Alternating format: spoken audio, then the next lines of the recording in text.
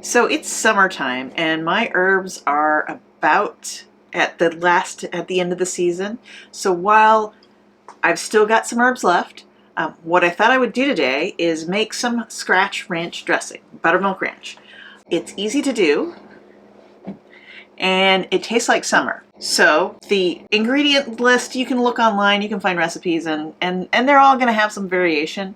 But what I'm going to do is I'm going to find all the herbs that are appropriate in my garden, and I'm going to add those and some buttermilk and some garlic and some salt and pepper, and I'm going to thicken it up with some cream cheese, or with some sour cream, sorry. Some sour cream and Greek yogurt, just what I have left. I didn't buy some extra. And it's going to be absolutely delicious. My kids love it. My husband loves it. Put it on salad all the time. It's completely delicious. You can mix it in with scrambled eggs when you're making scrambled eggs, and it makes the most amazing seasoned scrambled eggs. You don't have to grow all of your own herbs in order to make buttermilk ranch dressing, and I'll tell you, it's worth it to go ahead and make it from scratch, even if you don't have a garden, even if you don't have fresh herbs. And the reason why is because when you buy a bottle of salad dressing, you're also buying emulsifiers and preservatives and things that you don't necessarily want in your body. So when you make it from scratch, you can make it from all real whole foods and you're doing the processing yourself. And you can also make it more delicious because you can add more flavor. So what I got from my garden is I've got a bunch of dill, cilantro, the last of the chives. These things are on their last limb. So what I'm going to do first is I'm going to cut off the nasty bits of these these chives.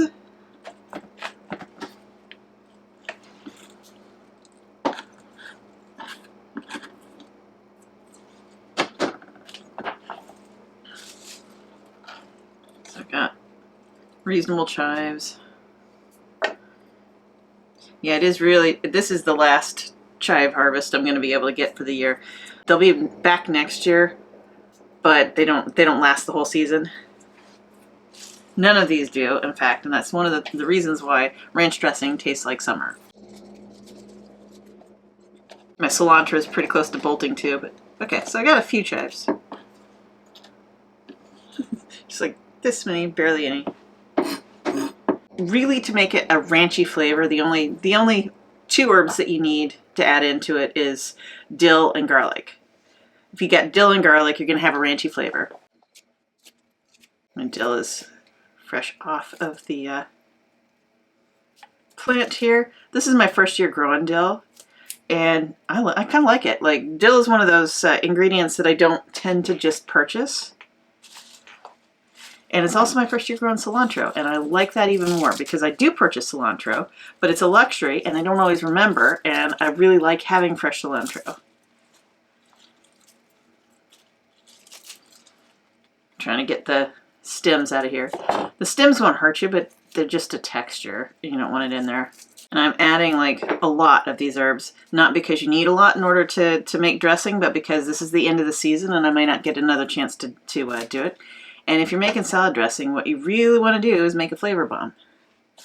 The whole point of salad dressing is that it has some sort of fat and then some sort of flavoring that sticks to your lettuce and your other vegetables. Because if it was all water, then it would just roll right off and you wouldn't get any flavor.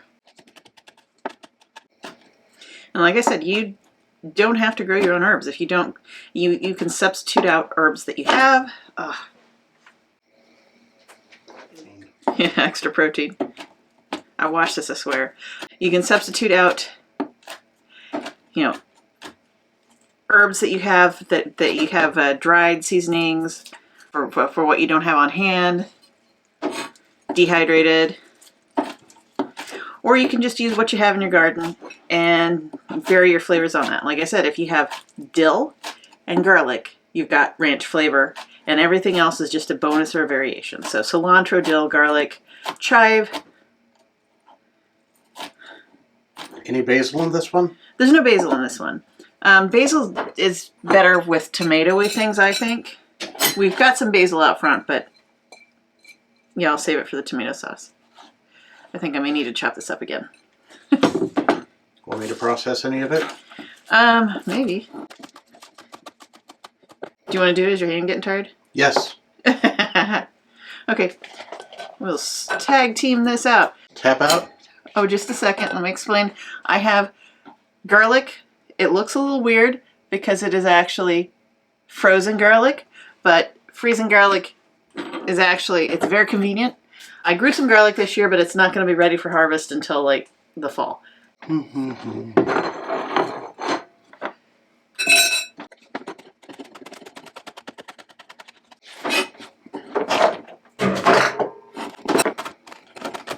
How's that look to you?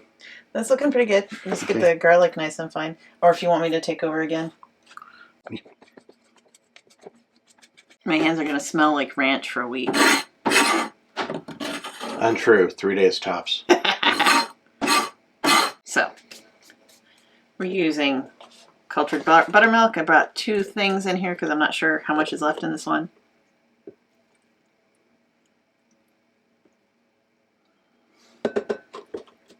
Oh, this is low fat. I should have gotten full fat. Oh well.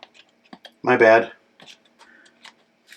Because the whole point of ranch dressing is you've got fat and you've got liquid that are emulsified, and it sticks to your lettuce and everything. Okay. Might need a bigger jar for it. I think that might be about right. Well, I'm going to add sour cream in too. Okay, so I got some pepper. Oh, you knocked it down. That was what knocked down. Yep. I'm going to say I was looking for my salt. You knocked it down. As we can tell, she measures carefully in a very scientific manner. I forgot lemon juice. They're I knew I would forget something. Just a second. Fridge. I'm going to go get some lemon juice. It's upstairs. So while she's gone, we'll get a close-up. Lemon.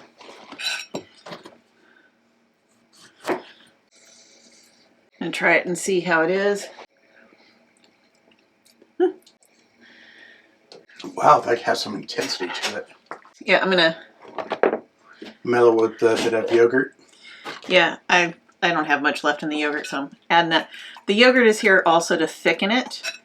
I've seen recipes that call for you to add mayonnaise and sour cream, but when you add the mayonnaise, if you're not making the mayonnaise yourself, you're adding emulsifiers and preservatives right back in. Kind of defeating your whole point.